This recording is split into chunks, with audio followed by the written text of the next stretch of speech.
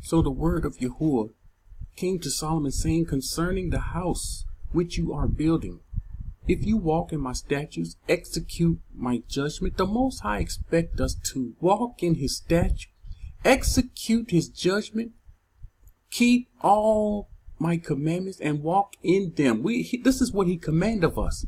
He says, then I will perform my word with you. If we do these things, he will perform his word with us. Now, here is a strong point.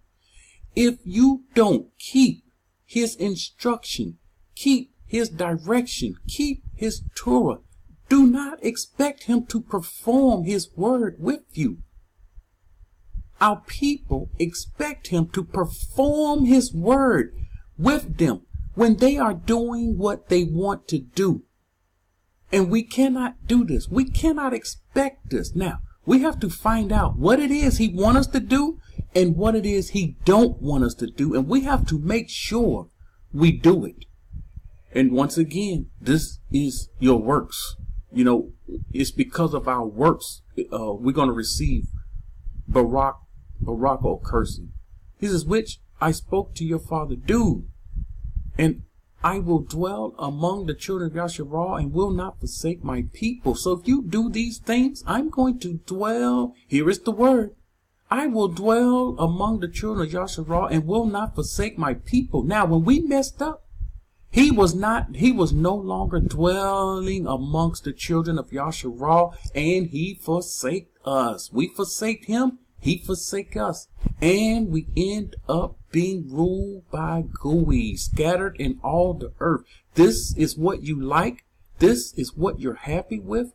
If you are in your right mind, you will not be happy waking up, finding out your Yasharah scattered in the land of your captivity to be destroyed, and no one shall deliver you. None. Not even the Most High himself. He is not going to deliver you.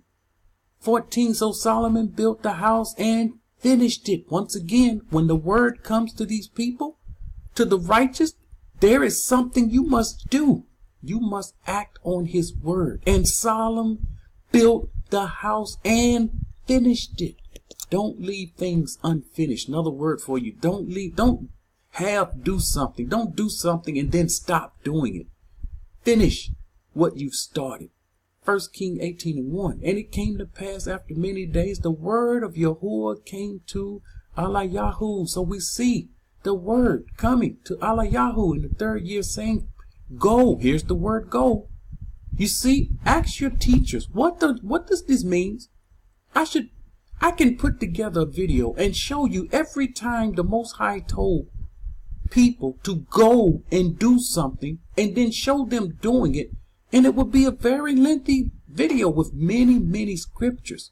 Here he's telling him, go, present yourself to Ahab, and I will send rain upon the earth. Now, Eliyahu had to go somewhere. He had to leave and go. If you ask these teachers about this, they will, and you tell them, explain to me this. Explain, go and present yourself. And they will tell you. Eliyahu had to get up, get his things, and go to the person and present himself to the person. This is what it's saying. This is what they will tell you.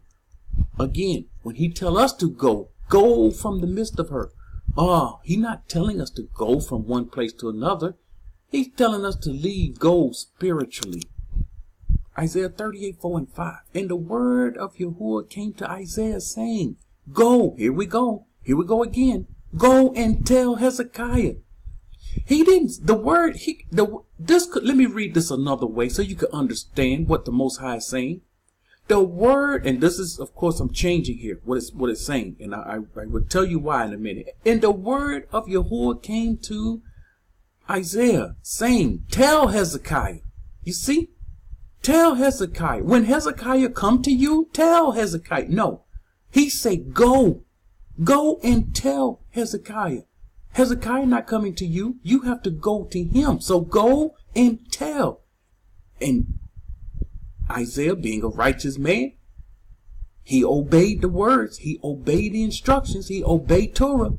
He obeyed the words of the Most High. He went and told Hezekiah, thus says Yahuwah, the mighty one of Du, your father, I have heard your prayer, I have seen your tears. Surely I will add to your days 15 years. He had to go and tell him that. Jeremiah 11 through 14. Moreover, the word came to me saying, here is the word coming to Jeremiah saying, what do you see? And I said, I see a branch of an almond tree. Then Yahuwah said to me, here he is. His word he's still speaking.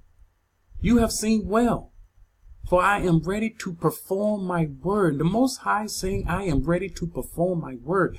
When he is ready to perform his word, this could be good or this could be bad. It depends on the person. It depends on, have you been keeping all his instructions? Have you been disobedient? Have you been not listening?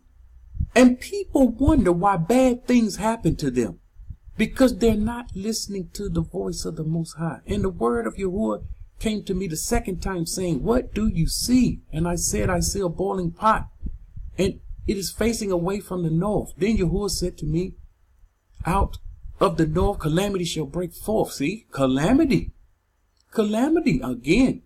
When the word comes from the Most High, coming from the prophet, it's not always what you want to hear. Why do you think they killed the prophets? Why do you think they killed the prophets? Why do you think rebels come against the words that come from this channel? They hate his word. His word is not what they want to hear. They don't want to do his word. And then when we tell them, okay, calamity gonna break out. When we tell them, you don't have to come out. You can stay in her, but know and understand, famine and death will surround you. You will experience famine and death among the heathens. See, they don't want to hear that. Oh, I want my ears tickled. Tell me some good things.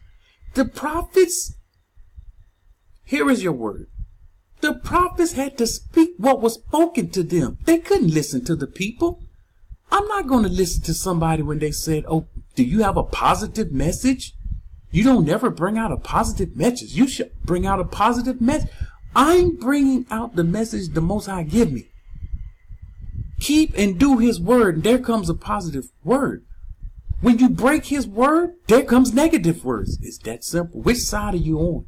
It sounds like to me, the ones that complain about the word is against the Most High. They're doing something against his word, and the judgment comes to them, and they know it. And so they don't want to hear that. They want their ears tickled. You came to the wrong place if you want your ears tickled.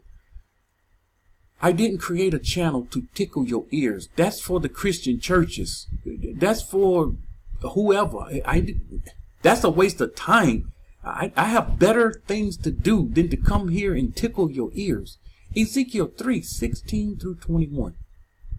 Now it came to pass at the end of 7 days that the word of Yahuwah came to me. We see this pattern, and this has been in the scripture, but we never hear anyone put this together like this. The word of Yahuwah came to me. And we need to understand how important this word is when it comes. So when I go into a word coming from the prophets and you hear the Most High speak, don't take it lightly. And this is a point here. The people, most of our people take his word lightly. That's a grave mistake. We should not take his word lightly, as if it didn't come out of his mouth. And it's amazing. Another man speaks, another one speaks, and we uplift that. We broadcast that. We put that before the people. Son of man, I've made you a watchman. Here is the word. I've made you a watchman. Here's another point. There is not another person in scripture we see that he said, I made you a watchman. He made Ezekiel the watchman for the house of Yasharal. Now then we have other people making themselves watchmen, and they just have the name watchman.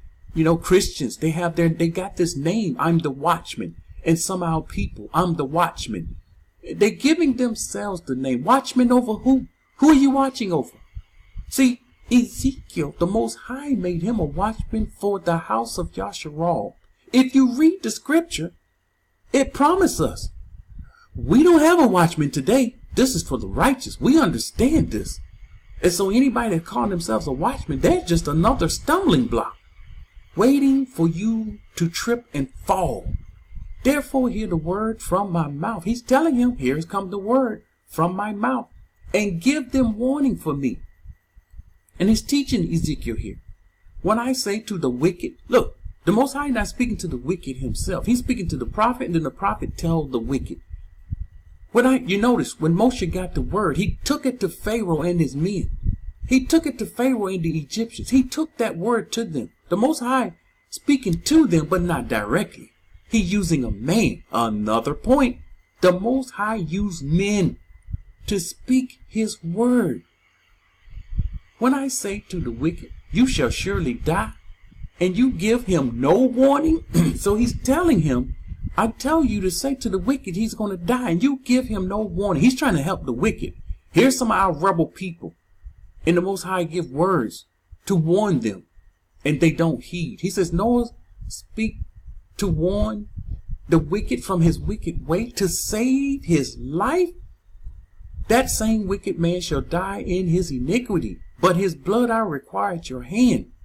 Yet if you warn the wicked, now he's saying, if you warn the wicked, and he does not turn from his wickedness, nor from his wicked way, he shall die in his iniquity, but you shall have delivered your soul. So it's very important that you deliver whatever word to the wicked the Most High gives you.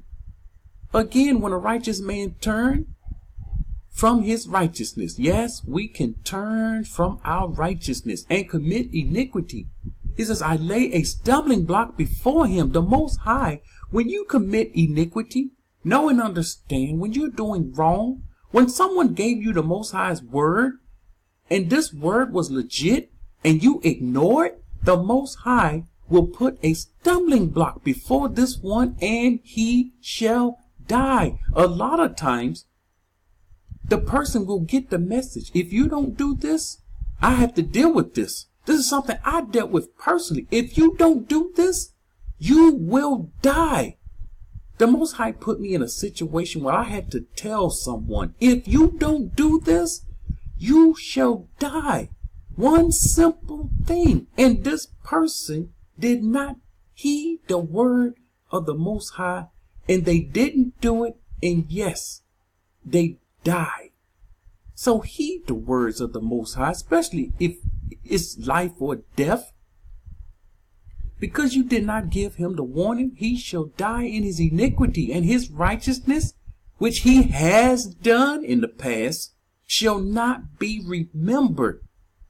But his blood I require at your hand. Nevertheless, if you warn the righteous man that the righteous should not commit iniquities, and he does not commit iniquity, he shall surely live, because he took warning. It's important for these people to take warning. Also, you will have delivered your soul. I'm not trying to go out. Ezekiel not trying to go out because of someone else. We're not trying to do this. This is not something that we look forward to. We're out to give his word. Joel 1:1.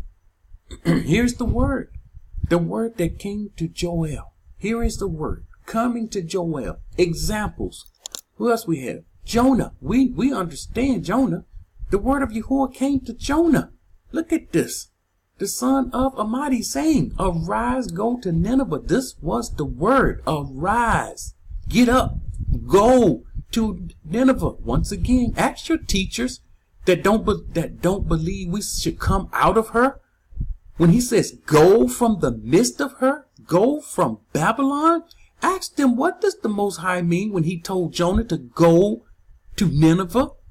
And they will tell you, he meant for him to get up and go. Did the Most High meant for him to go spiritually? Because this is what they're telling us today. We should leave spiritually. Jonah should go spiritually. No, Jonah had to go physically, and not this spiritually thing.